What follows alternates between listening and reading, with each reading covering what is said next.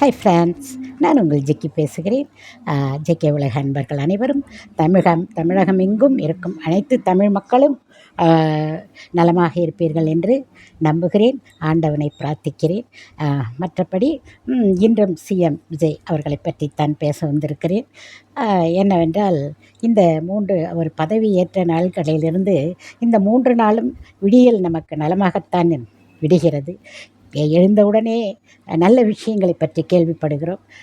ஏதோ இது நிஜமாக நடப்பது போல் தோன்றவில்லை, சினிமாவில் நடப்பது போல் தோன்றுகிறது.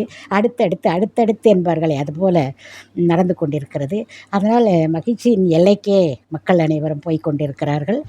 அவர் பிறப்பித்த இந்த மதுபான கடைகள் கோயில்களின் அருகிலும் அண்டு நம் ஸ்கூல்களின் அருகிலும் காலேஜுகளின் அருகிலும் அதையெல்லாம் இந்த மதுக்கடைகளை நீக்க வேண்டும் என்று உத்தரவிட்டுள்ளார்.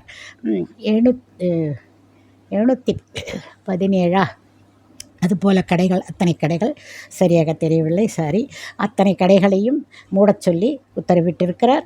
இது கேட்பதற்கு மிகவும் நமக்கு சந்தோஷமான விஷயமாக இருக்கிறது. அடுத்த வீடியோவில் சந்திப்போம்.